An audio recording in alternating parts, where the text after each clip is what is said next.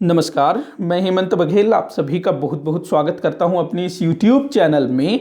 आज के इस वीडियो में हम लोग डिस्कस करने वाले हैं CGPSC 2011 के प्रारंभिक और मुख्य परीक्षा में पूछे गए छत्तीसगढ़ सामान्य अध्ययन से संबंधित प्रश्नों पर। तो यहाँ पर मैंने टोटल 70 प्रश्न लिए हैं जो कि 2011 के प्रीलिम्स और मेंस में पूछे गए थे, क्योंकि बाकी जो क्वेश्चंस थे कुछ वो करंट के थे और कुछ ऐसे क्वेश्चंस थे जो अभी के दृष्टि से इंपॉर्टेंट नहीं है। तो हम लोग देख लेते हैं। तो आप लोगों से अनुरोध है कि आप क्वेश्चंस को सॉल्व करने की कोशिश करिएगा और मुझे कमेंट करके बताइएगा कि आपसे कितने क्वेश्चन सॉल्व हुए हैं। तो चलिए वीडियो को स्टार्ट करते हैं। पहला क्वेश्चन यहां मैंने लिया है, छत्तीसगढ़ में सबसे अधिक क्षेत्रों का विस्तार है। तो छत्तीसगढ़ में किस प्रकार के क्षेत्र का सबसे ज्यादा विस्तार है यह आप लोगों को बताना है। ऑप्शन दिया हुआ है दक्कन ट्रैप, कडप्पा ट्रैप, धारवाड़ और गोंडवाना। तो देखो, जो दक्कन ट्रैप है वो कहाँ मिलता है? अपने यहाँ जसपुर क्षेत्र में मिलता है। धारवाड़ कहाँ मिलता है? तो ये अपना जो दक्षिण में जो दंडकारण्य है उस तरफ धारवाड़ मिलता है। गोंडवाना कहाँ मिलता है? ऊपर सरगुजा क्षेत्र में। और ये जो कडप्पा क्षेत्र है ये मध्य का जो छत्तीसगढ़ है ना, मध्य छत्तीसगढ़, जिसको छत्तीसगढ़ का मैदान या महानदी बेसिन बोला जाता है, तो वहां पर कडप्पा शैल समूह का बहुत ज्यादा विस्तार है। तो इसका आंसर आपका जो है कडप्पा ट्रैप हो जाएगा। तो इस तरह से क्वेश्चन को घुमा करके पूछा जाता है। अगला क्वेश्चन देखते हैं, कौन सा एक छत्तीसगढ़ में कृषि भूमि के ह्रास का कारण नहीं है? तो हमारे छत्तीसगढ़ में कौन सा एक कारण कृषि भूमि के ह्रास, मतलब कि कृषि भूमि के कम होने का कारण नहीं है? तो देख लेते हैं कौन सा है। तो इसका जो आंसर CGPSC ने लिया है ना, थोड़ा सा अटपटा टाइप का लिया है, मुझे इसमें डाउट है। तो सड़कों का विस्तार, तो देखो अच्छा नहीं, इसमें डाउट नहीं है। ठीक है, ये क्वेश्चन ठीक है।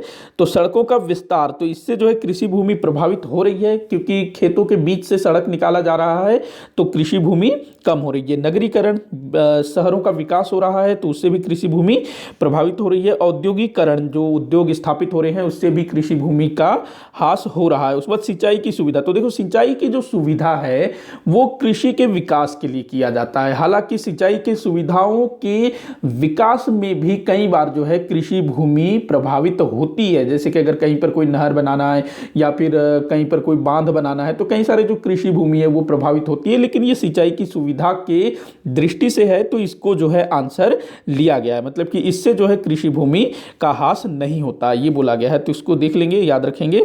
अगला क्वेश्चन है, छत्तीसगढ़ राज्य स्वरूप में आया। तो एकदम सिंपल क्वेश्चन है, सरल क्वेश्चन है।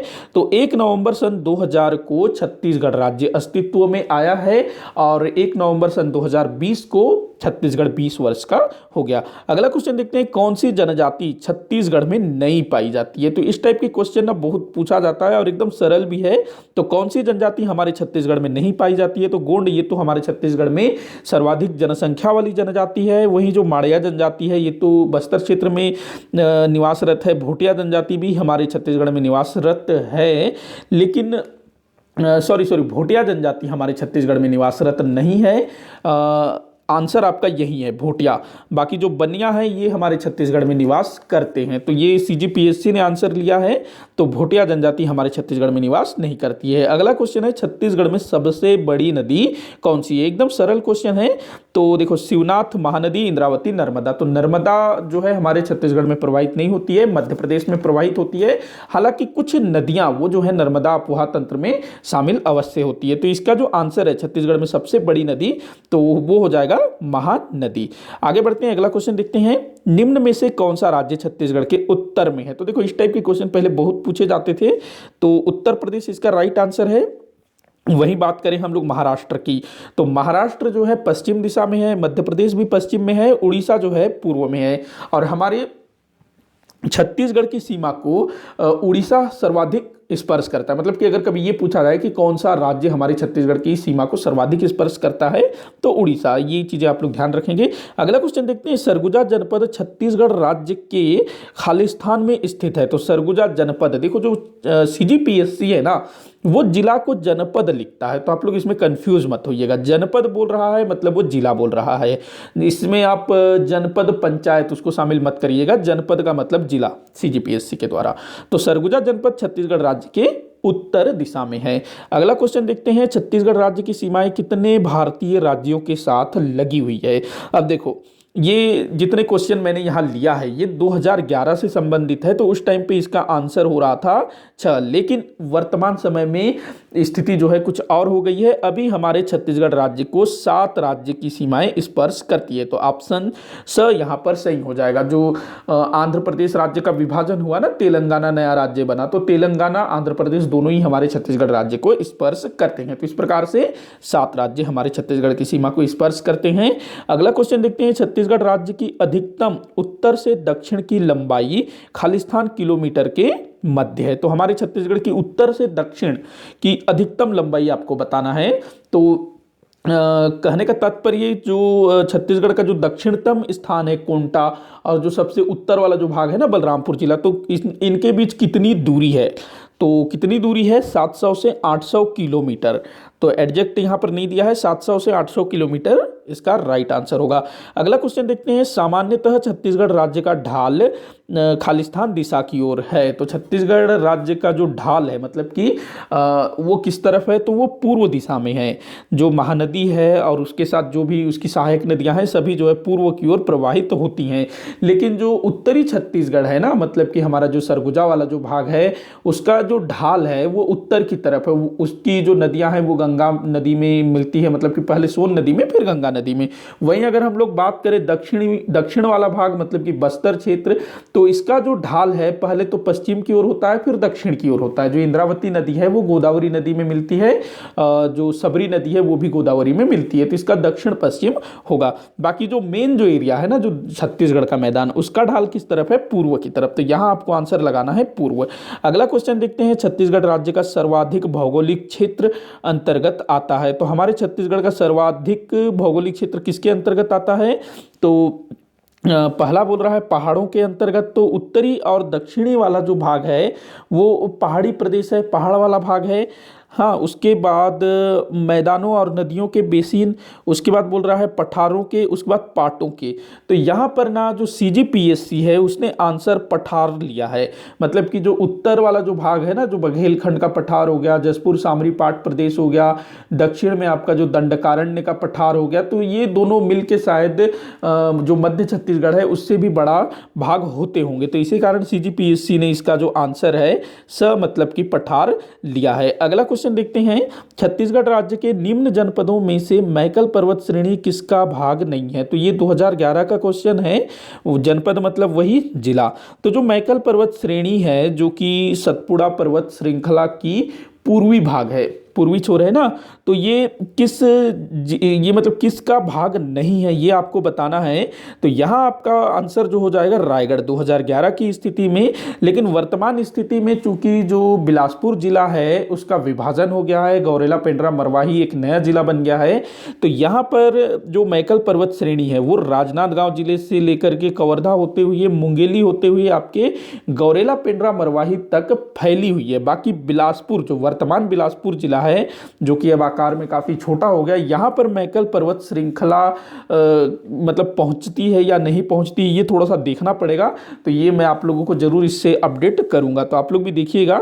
तो 2011 की स्थिति में रायगढ़ इसका आंसर था, लेकिन वर्तमान समय में थोड़ा सा इसमें बदलाव देखने को मिलेगा। तो अगर कभी आपसे पूछा जाए ना मैकल पर्वत श्रृंखला कहां तक विस्तृत है, तो राजनांदगांव, कवर्धा, मुंगेली और गौरेला पेंड्रा मरवाही, क्योंकि जो पेंड्रा की जो पहाड़ियां हैं ना वो भी इसी पर्वत श्रृंखला का भाग है। अगला क्वेश्चन देखते हैं, छत्तीसगढ़ राज्य का प्रमुख कोयला उत्पादक क्षेत्र कौन सा है। ये क्वेश्चन अब बार बार पूछा जाता है, इसका राइट आंसर है कोरबा, मतलब कि जो CGPSC है ना उसी में इसको बहुत बार पूछा गया है। अगला क्वेश्चन है, निम्न में से कौन सा उत्पादन की दृष्टि से छत्तीसगढ़ का प्रमुख उद्योग नहीं है। तो छत्तीसगढ़ का उत्पादन की दृष्टि से कौन सा उद्योग प्रमुख नहीं है, तो भाई लौह अयस्क, ये तो बहुत ज्यादा इंपॉर्टेंट है। भिलाई इस्पात संयंत्र, तो लौह इस्पात महत्वपूर्ण है। सीमेंट, हमारे छत्तीसगढ़ में सीमेंट उद्योग काफ़ी मतलब अच्छा खासा है। उसके बाद एल्यूमिनियम जो बाल्को है ना कोरबा में, तो ये सब तो प्रमुख उद्योग हैं, लेकिन जो रसायन है ये हमारे छत्तीसगढ़ का प्रमुख उद्योग नहीं है। अगला क्वेश्चन देखते हैं, भिलाई इस्पात संयंत्र एक खालिस्तान उपक्रम है। तो भिलाई इस्पात संयंत्र ये किस प्रकार का उपक्रम है ये आप लोगों को बताना है। पहला बोल रहा है सार्वजनिक, दूसरा बोल रहा है निजी, तीसरा बोल रहा है सहकारी, चौथा बोल रहा है सार्वजनिक निजी संयुक्त। तो ये जो है ना भिलाई इस्पात संयंत्र, ये सार्वजनिक सार्वजनिक उपक्रम है। वहीं अगर हम बालकों की बात करें तो उसके जो 51% हिस्सा एक प्राइवेट कंपनी द्वारा खरीदा गया है। अगला क्वेश्चन देखते हैं, छत्तीसगढ़ प्रदेश अपनी अधिकांश मानसूनी वर्षा प्राप्त करता है, मतलब कि कहां से अपनी अधिकांश मानसूनी वर्षा प्राप्त करता है। ये क्वेश्चन भी ना कई बार पूछा जा चुका है, मतलब बार बार ये रिपीट होने वाला क्वेश्चन है। तो बंगाल की खाड़ी शाखा से हमारा जो छत्तीसगढ़ है वो मानसूनी वर्षा प्राप्त करता है। अगला क्वेश्चन देखते हैं, छत्तीसगढ़ की हसदो घाटी विख्यात है। हसदो घाटी मतलब जो हसदो नदी घाटी है वो किस लिए विख्यात है, ये आप लोगों को बताना है। तो ये कोयला खदानों के लिए विख्यात है, ध्यान रखेंगे। लौह अयस्क नहीं लगाइएगा, लौह तो अपना दक्षिण में पाया जाता है, दंडकारण्य के पठार में। बॉक्साइट आपके जसपुर क्षेत्र में पाया जाता है, हालांकि कोरबा में भी पाया जाता है, लेकिन ये जो हसदो नदी घाटी है ये कोयला के लिए काफी विख्यात है।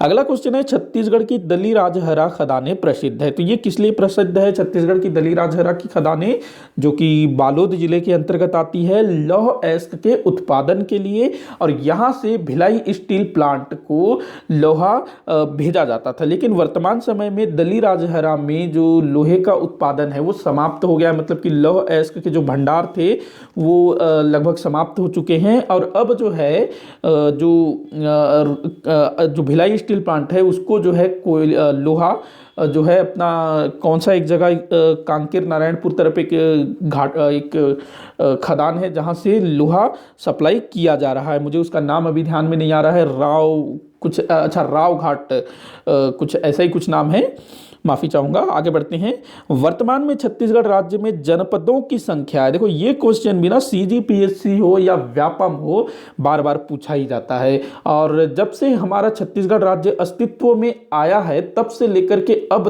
तक कितने बार, 3 बार प्रशासनिक मतलब कि जिलों की स्थापना हुई है, मतलब कि जिलों का पुनर्गठन हुआ है। एक 2007 में, हाँ, उसके बाद 2011-12 में और अभी 2020 में।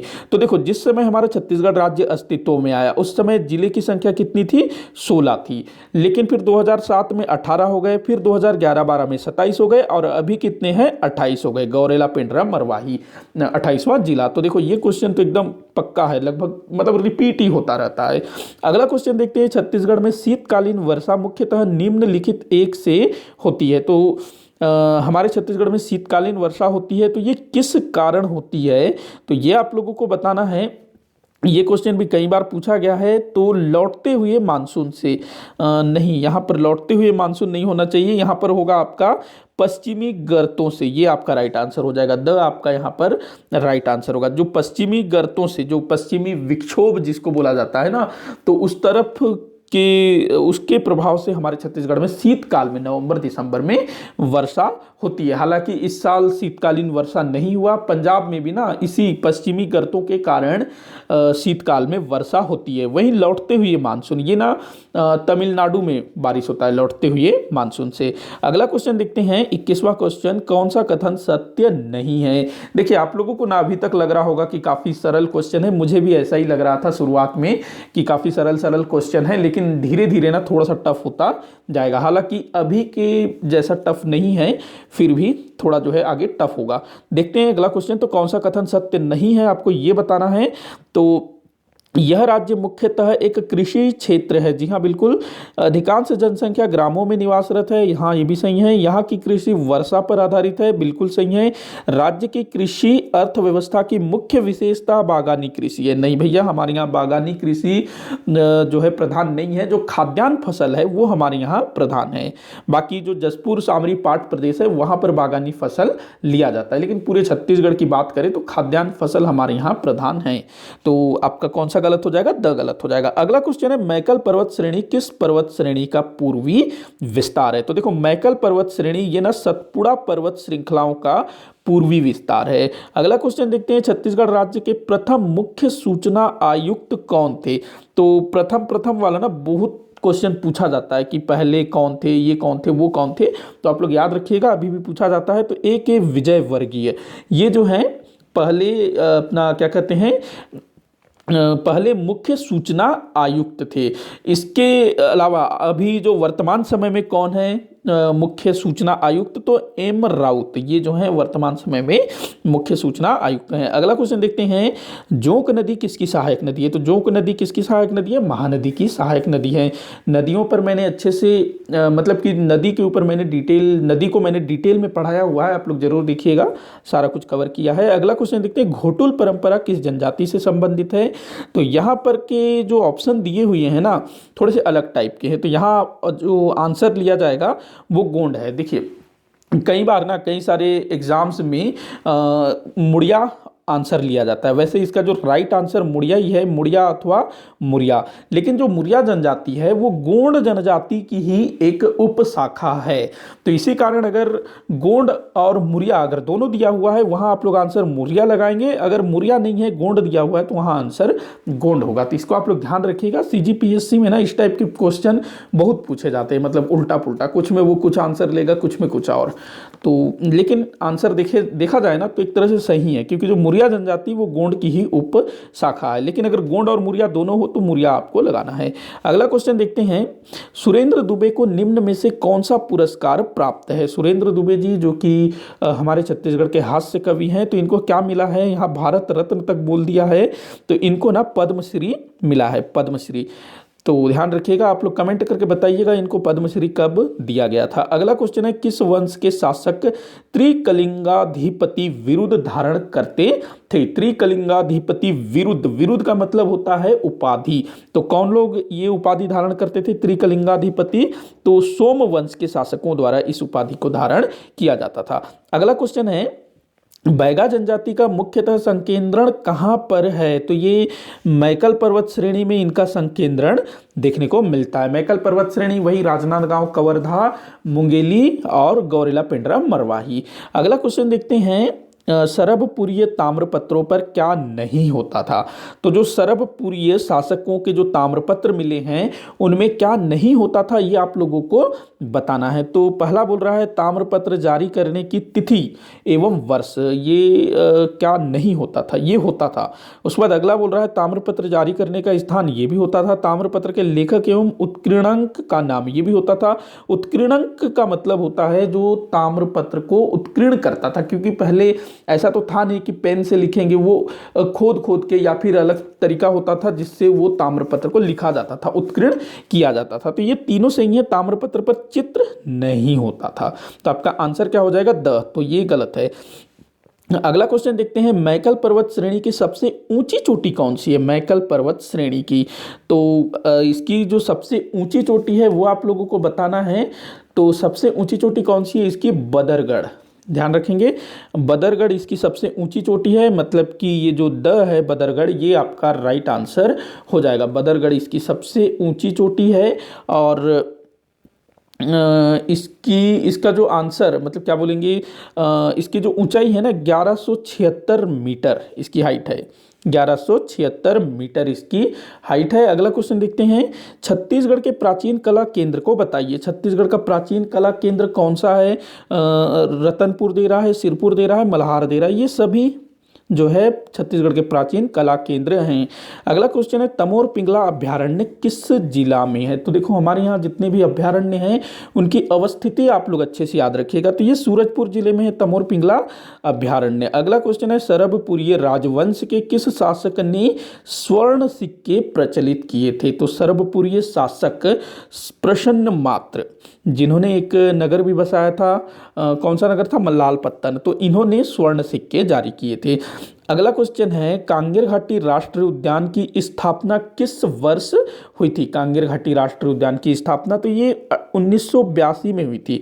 कांगेर घाटी राष्ट्रीय उद्यान कहाँ पर है? बस्तर जिले में है, और इसी कांगेर घाटी राष्ट्रीय उद्यान में कुटुमसर की गुफा, तितली पार्क, कांगेर धारा जलप्रपात, तीरथगढ़ जलप्रपात, इसके अलावा जो भैंसा दरहा है जहाँ पर मगरमच्छों का संरक्षण किया जाता है, ये सारा कुछ जो है कांगेर घाटी राष्ट्रीय उद्यान में है। अगला क्वेश्चन है, कौन महानदी अपवाह तंत्र एवं नर्मदा अपवाह तंत्र के मध्य जल विभाजक का कार्य करती है? तो यहाँ पर जो मैकल पर्वत श्रेणी है वो इन दोनों अपवाह तंत्रों के मध्य जल विभाजक का कार्य करती है। अगला क्वेश्चन देखते हैं, महाकौशल कला विथिका है।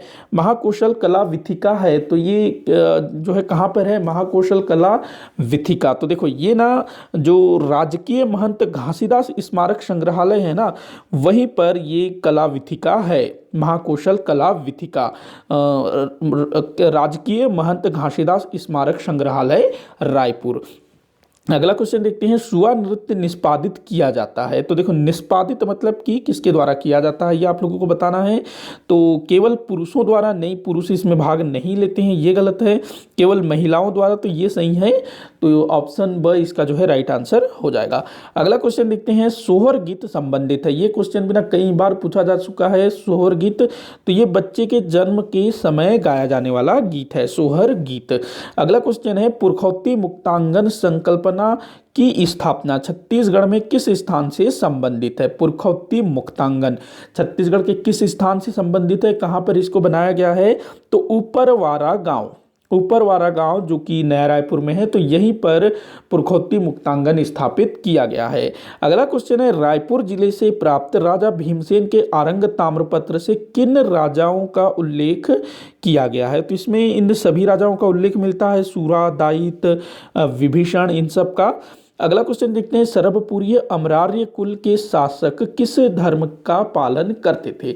सरभपुरीय अमरार्य कुल के शासक, तो ये लोग जो है वैष्णव मत के अनुयायी थे। अगला क्वेश्चन देखते हैं, किस खनिज में छत्तीसगढ़ राज्य अकेला उत्पादक राज्य है। तो ये क्वेश्चन बहुत बार अलग अलग तरीके से पूछा गया है। तो टीन हमारे छत्तीसगढ़ इसमें एकमात्र उत्पादक राज्य है। अगला क्वेश्चन है, रतनपुर के किस शासक को मुगल बादशाह जहांगीर की हाजिरी में 8 वर्ष तक रहना पड़ा था।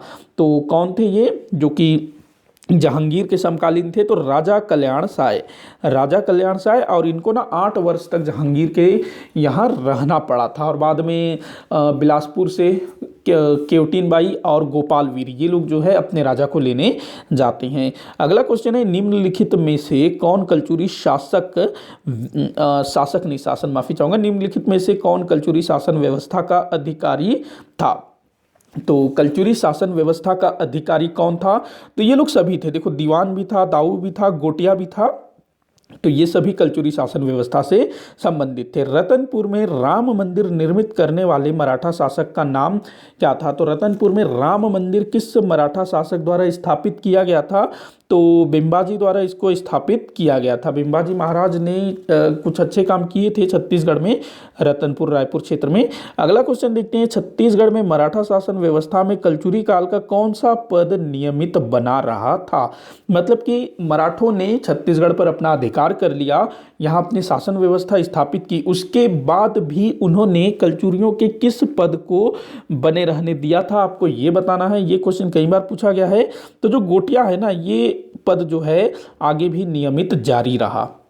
अगला क्वेश्चन देखते हैं, छत्तीसगढ़ में नियुक्त प्रथम ब्रिटिश अधीक्षक कौन थे। तो छत्तीसगढ़ में नियुक्त होने वाले पहले ब्रिटिश अधीक्षक कौन थे, तो कैप्टन एडमंड थे, जिनका कुछ ही समय में ना मृत्यु हो जाता है। इनकी मृत्यु के बाद फिर कैप्टन एगेन्यू आते हैं। तो इसका आंसर हो जाएगा कैप्टन एडमंड, कैप्टन एडमंड। ध्यान रखेंगे 1818 में इनकी नियुक्ति हुई थी। अगला क्वेश्चन है, क्रांतिकारी हनुमान सिंह ने किस ब्रिटिश अधिकारी की हत्या की थी। तो किसकी हत्या की थी, सिडवेल की हत्या की थी, सिडवेल। वही स्मिथ, इसका संबंध ना अपने जो क्या कहते हैं शहीद वीर नारायण सिंह जी से इसका संबंध है। वही इलियट, ये जो है डिप्टी कमिश्नर था। अगला क्वेश्चन देखते हैं, छत्तीसगढ़ की ऐतिहासिक बीएनसी मिल मजदूर हड़ताल के लोकप्रिय नेता कौन थे। बीएनसी मिल मतलब कि बंगाल नागपुर कॉटन मिल, तो इसके लोकप्रिय नेता कौन थे, ठाकुर प्यारेलाल सिंह जी। इन्होंने ही इन मिल मजदूरों को हड़ताल करने के लिए प्रेरित किया कि तुमको जो है अपने अधिकारों को पाना है तो तुमको हड़ताल करना होगा। तो ठाकुर प्यारेलाल सिंह जी। अगला क्वेश्चन देखते हैं, किस जनजाति में धुमकुरिया युवा आवास गृह के रूप में लोकप्रिय है। तो धुमकुरिया का प्रचलन किस जनजाति में है, ये आप लोगों को बताना है। हम लोगों ने पीछे घोटुल देखा था, जो कि गोंड जनजाति के उपशाखा मुरिया जनजाति से संबंधित है। तो धुमकुरिया युवा आवास गृह मतलब कि धुमकुरिया युवा गृह का संबंध किस जनजाति से है, तो उर्रांव जनजाति में इसका प्रचलन है। अगला क्वेश्चन देखते हैं, दंतेवाड़ा की देवी दंतेश्वरी निम्नलिखित में से किस राजवंश की कुल देवी है? तो ये काकतीय वंश की कुल देवी है, काकतीय, जिनके समय में बस्तर का दशहरा शुरू हुआ, तो ध्यान रखेंगे इसको। अगला क्वेश्चन है, रायपुर छत्तीसगढ़ के एयरपोर्ट को किस नाम से जाना जाता है? रायपुर के जो छत्तीसगढ़ एयरपोर्ट है उसको किस नाम से जाना जाता है? तो स्वामी विवेकानंद एयरपोर्ट, ध्यान रखेंगे, स्वामी विवेकानंद एयरपोर्ट के नाम से जाना जाता है। आप लोग बताइएगा कि इंदिरा गांधी एयरपोर्ट, सुभाष चंद्र बोस एयरपोर्ट किन स्थानों के हवाई अड्डों को बोला जाता है? अगला क्वेश्चन देखते हैं, राज्य में सिंचाई का सबसे बड़ा स्रोत क्या है? हमारे छत्तीसगढ़ राज्य में सिंचाई के लिए सबसे बड़े स्रोत के रूप में किसे यूज किया जाता है? तो देखो, नलकूप से होता है सिंचाई, लेकिन उतना नहीं होता है। कुआं से भी होता है लेकिन उतना नहीं, तालाब से भी होता है लेकिन उतना नहीं। हमारे छत्तीसगढ़ में सिंचाई का सबसे बड़ा स्रोत क्या है? नहर। ये क्वेश्चन कई बार पूछा गया है, रिपीटेड क्वेश्चन है, तो आप लोग ध्यान रखेंगे।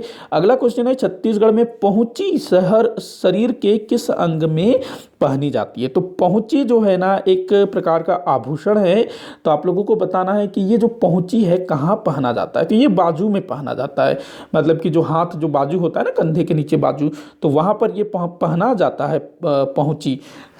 छत्तीसगढ़ी, मतलब छत्तीसगढ़ के जो जनजातियों में जो भी आभूषण प्रचलन में है ना, वो आप लोग पढ़िएगा, पूछा जाता है अक्सर। अगला क्वेश्चन देखते हैं, छत्तीसगढ़ में कोसा सिल्क के लिए मशहूर स्थान है। कोसा सिल्क के लिए कौन सा स्थान मशहूर है, ये आप लोगों को बताना है। तो चंद्रपुर, चंद्रपुर जो कि जांजगीर चांपा जिले में है, और ये जो चंद्रपुर है एक देवी के लिए भी प्रसिद्ध है, चंद्रहासिनी माता।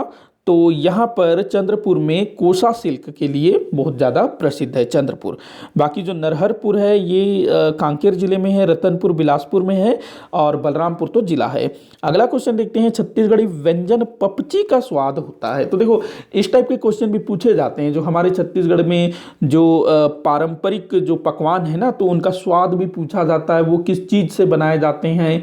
तो आप लोग इसको अच्छे से देखिएगा, बहुत मतलब ज़्यादा बहुत सारे नहीं है, कुछ ही हैं, तो आप लोगों को आराम से याद हो जाएगा। तो पपची का स्वाद किस टाइप का होता है ये आप लोगों को बताना है। तो देखो, पपची का जो स्वाद है ना, ये मीठा होता है। कैसा होता है? मीठा होता है पपची का स्वाद। आगे देखते हैं अगला क्वेश्चन, रुद्र भैरव की अष्टभुजी विशाल प्रतिमा जिसके अंग जीव जंतुओं की कलाकृतियों से बने हैं, किस स्थान से प्राप्त हुई थी? तो ये कहाँ से मिला है? ताला, ताला नामक स्थान से ये जो है रुद्र भैरव की अष्टभुजी प्रतिमा मिली है। अगला क्वेश्चन देखते हैं, रिद्धिपुर ताम्रपत्र और केसरी बेड़ा ताम्रपत्र दक्षिण कोसल के किस राजवंश के सशक्त ऐतिहासिक प्रमाण है? तो ये जो है ना, रिद्धिपुर ताम्रपत्र और केसरी बेड़ा ताम्रपत्र नल वंश से संबंधित है। ध्यान रखेंगे, नल वंश जिसका संकेंद्रण बस्तर क्षेत्र में अधिक था। हालांकि इन्होंने बस्तर से बाहर निकल करके छत्तीसगढ़ के और बड़े भूभाग पर अधिकार किया था। अगला क्वेश्चन है, नर्तन सर्वस्व के लेखक हैं। नर्तन सर्वस्व नामक कोई किताब है, इसके लेखक आपको बताना है। तो इसके लेखक कौन थे? तो रायगढ़ के राजा चक्रधर सिंह, और इन्हीं के यहाँ रायगढ़ में जो है चक्रधर समारोह भी बनाया जाता है। तो इन्होंने नर्तन सर्वस्व नामक पुस्तक लिखा था। जो राजा चक्रधर है ना, ये कथक नृत्य के संरक्षक थे, खुद भी कथक नृत्य करते थे। अगला क्वेश्चन है, गोमर्दा अभ्यारण्य कहाँ स्थित है? गोमर्दा अभ्यारण्य, तो ये रायगढ़ जिले में स्थित है गोमर्दा अभ्यारण्य। देखो, अभ्यारण्यों की जो स्थिति है, उनका क्षेत्रफल, उनकी स्थापना, इनसे अक्सर प्रश्न पूछा जाता है, और उसकी क्या विशेष बात है, खास चीज, तो इसको आप लोग अच्छे से पढ़िएगा। अगला क्वेश्चन है, छत्तीसगढ़ी भाषा में लिखा गया प्रथम उपन्यास हीरू के कहिनी के लेखक कौन है? तो छत्तीसगढ़ी भाषा का प्रथम उपन्यास हीरू के कहिनी, इसका लेखक आपको बताना है कौन है। इसका लेखक तो देखिए, बंशीधर पांडे, लोचन प्रसाद पांडे, मुकुटधर पांडे। तो इसका जो लेखक है वो होना चाहिए आपका बंशीधर पांडे। एक मिनट, थोड़ा सा मैं इसमें कंफ्यूज हूँ। आई थिंक बंशीधर पांडे ही इसका राइट आंसर है। आप लोग कमेंट करके बताइएगा, मुझे करेक्ट करिएगा। अगला क्वेश्चन देखते हैं, छत्तीसगढ़ में हरिजन उद्धार के लिए किस नेता की महात्मा गांधी जी ने प्रशंसा कर उन्हें अपना गुरु कहा था? बहुत बहुत बढ़िया प्रश्न और बहुत बार पूछा गया है, अलग अलग तरीकों से इस क्वेश्चन को पूछा गया है। तो जो महात्मा गांधी जी हैं, जिन्होंने छत्तीसगढ़ की 2 बार यात्रा की थी, तो जब वो दूसरी बार छत्तीसगढ़ आते हैं तो उनका जो उद्देश्य था हरिजन उद्धार। तो जब वो छत्तीसगढ़ आते हैं और यहाँ देखते हैं कि जो वो कार्य कर रहे हैं, एक व्यक्ति है जो उनसे पहले यह कार्य करना शुरू किया था, और इसी कारण से महात्मा गांधी जी ने उस व्यक्ति को अपना गुरु कहा था हरिजन उद्धार कार्यक्रम के तहत। तो कौन थे वो? पंडित सुंदरलाल शर्मा जी। पंडित सुंदरलाल शर्मा जी को महात्मा गांधी जी ने हरिजन उद्धार के लिए अपना बड़ा भाई कहा, अपना गुरु भी कहा, गुरु। अगला क्वेश्चन देखते हैं, है कलचुरी वंश को पराजित करने वाले मराठा नेता कौन थे? तो देखो, जो कलचुरी हैं उनको है भी बोला जाता है, तो इनको पराजित करने वाला कलचुरी नेता मराठा नेता कौन था? तो देखो, पेशवा जो हेड थे उस टाइम पे, होलकर आपके इंदौर में थे, गायकवाड़ कहाँ थे? ये गायकवाड़ कहाँ था? ये गुजरात के वडोदरा में। वहीं जो भोसले था नागपुर में। तो इसी भोसले ने, नागपुर के भोसले शासक ने छत्तीसगढ़ को जीता था, छत्तीसगढ़ के कलचुरी वंश को पराजित किया था। इसका एक नेता था जिसका नाम था, नाम मुझे भी याद नहीं आ रहा है, जिसने यहाँ पर आक्रमण किया था। अगला क्वेश्चन देखते हैं, सिहावा पहाड़ी किस नदी का उद्गम स्थल है? तो सिहावा पहाड़ी ये महानदी का उद्गम स्थल है। अगला क्वेश्चन देखते हैं, सुतनुका देवदासी का उल्लेख किस पुरा स्थल से प्राप्त हुआ है? देखो, सुतनुका और उस जो सुतनुका थी वो एक देवदासी थी, और उस सुतनुका देवदासी को एक व्यक्ति जिसका नाम था देवदत्त, वो जो है उसको काफ़ी प्रेम करने लगता है और वो उसको प्रपोज भी करता है, लेकिन सुतनुका जो है मना कर देती है कि भाई मैं तो देवदासी हूँ, मुझको ये सब करने का अधिकार नहीं है। तो उस व्यक्ति ने जो है ना, उस गुफा में पूरा अपना जो भी उसने सुतनुका के बारे में सब कुछ लिखा कि सुतनुका है, मैं उससे प्यार करता हूँ, उसको प्रपोज किया, उसने मना कर दिया, तो ये सारा कुछ उसने लिख दिया। तो सुतनुका देवदासी का उल्लेख किस पुरा स्थल में मिलता है वो आपको बताना है। तो इसका आंसर होगा जोगीमारा की गुफा। जोगीमारा की गुफा। वहीं प्राचीनतम नाट्यशाला ये आपको मिलेगा सीता बेंगरा की गुफा में, और सुतनुका वाला जोगीमारा की गुफा में, ध्यान रखेंगे। वहीं जो सिंगनपुर की गुफा है ये जो है ना प्रागैतिहासिक काल से संबंधित है, और कुटुमसर की गुफा ये एक प्राकृतिक गुफा है जो कि बस्तर क्षेत्र के कांगेर घाटी राष्ट्रीय उद्यान में अवस्थित है। अगला क्वेश्चन देखते हैं, किस कलचुरी शासक ने रतनपुर को अपनी राजधानी बनाई? तो रतनपुर को अपनी राजधानी बनाने वाला शासक कौन था? वो था रत्नराज या फिर रत्नराज। अगला क्वेश्चन देखते हैं, खूब तमाशा नामक काव्य ग्रंथ हो गया है, आधा न आना था, माफी चाहूंगा। तो खूब तमाशा नामक काव्य ग्रंथ की रचना किस कवि ने की है? तो इसकी रचना किसने की है? गोपाल मिश्र जी ने की है। माखन मिश्र ये गोपाल मिश्र के बेटे थे। अगला क्वेश्चन है, तीजन बाई जी को कौन सा सम्मान प्राप्त नहीं हुआ है? बहुत ही ये बढ़िया क्वेश्चन है। तो आप लोगों को बताना है कि तीजन बाई जी जो कि पंडवानी की प्रसिद्ध गायिका हैं, इनको कौन सा सम्मान प्राप्त नहीं हुआ है? तो देखो, इनको पद्मश्री मिला हुआ है, पद्मश्री मिला हुआ है, जो कि इनको पद्मश्री कब दिया गया? 1987 में, नहीं, हाँ 1987 में इनको पद्मश्री दिया गया। उसके बाद 2003 में पद्म भूषण दिया गया। इसके बाद 2019 में इनको पद्म विभूषण दिया गया, लेकिन इनको जो है भारत रत्न नहीं मिला हुआ है, ध्यान रखेंगे। पद्मश्री मिला है, कब मिला है? 1987 में, ध्यान रखेंगे। उसके बाद 2003 में इनको मिला पद्म भूषण, और 2019 में मतलब अभी इनको मिला भारत रत्न। तो ध्यान रखें, भारत रत्न नहीं, माफी चाहूंगा, पद्म विभूषण। तो इनको 3 पुरस्कार मिले हैं, पद्मश्री, पद्म भूषण, पद्म विभूषण। मतलब कि इनको पद्म पुरस्कार जो कि 3 होते हैं, तीनों ही मिल गए हैं। अब बचा क्या है? भारत रत्न। तो भारत रत्न इनको नहीं मिला है, तो कूट मिलाना है। तो 1, 2, 3 इनको मिला हुआ है। अच्छा, इनको ना एक और पुरस्कार मिला है, संगीत नाटक अकादमी पुरस्कार, जो कि 1994 में इनको मिला है। अगला क्वेश्चन देखते हैं, जो कि इस वीडियो का लास्ट क्वेश्चन बोल रहा था मैं, माफी चाहूंगा, एक और बचा है। तो अगला क्वेश्चन है, रायपुर नगर निगम कब अस्तित्व में आया? तो रायपुर जो है नगर निगम कब बना, ये आप लोगों को बताना है। 1967 में रायपुर नगर निगम बना। देखो 1861 में रायपुर जिले का गठन हुआ था अंग्रेजों के समय में, और 1947 में फिर ये जो अपना क्या कहते हैं मध्य भारत एवं बरार में शामिल किया जाता है। फिर 1956 में मध्य प्रदेश में, और 1967 में रायपुर को नगर निगम का दर्जा दिया गया। आखिरी क्वेश्चन है इस वीडियो का, 1998 में गठित वह कौन सा जिला था जो 2 जिलों के कुछ क्षेत्रों को मिलाकर गठित किया गया था? देखो जो 1998 है ना, उस समय 9 नए जिलों का गठन किया गया। एक तो आपके मई 1998 में 8 जिले, और जुलाई 1998 में 9वां जिला, मतलब 1 जिला। तो वही आपको बताना है, जो कि बिलासपुर और राजनांदगांव जिले के कुछ क्षेत्र को मिलाकर के बनाया गया था। अब आप लोगों में से कईयों को आंसर मिल गया होगा, कवर्धा जिला। तो कवर्धा जिले का जो गठन है ना, बिलासपुर के कुछ भाग और राजनांदगांव के कुछ भाग को मिलाकर के किया गया था। कब? जुलाई 1998 में। तो क्वेश्चन अच्छा है, पूछा जा सकता है। तो आज का जो वीडियो है यहीं पर समाप्त होता है। आप लोग कमेंट करके बताइएगा कि आपसे कितने क्वेश्चन सॉल्व हुए, और किसी भी क्वेश्चन में डाउट हो या फिर आप लोगों को लगता हो कि मैंने किसी क्वेश्चन का आंसर गलत किया है, तो आप लोग कमेंट करके जरूर बताइएगा। मैं उसको सॉल्व करने की कोशिश करूंगा। वीडियो को ज़्यादा से ज़्यादा शेयर करिएगा, लाइक करिएगा, चैनल को सब्सक्राइब करिएगा। वीडियो को आखिर तक देखने के लिए बहुत बहुत धन्यवाद।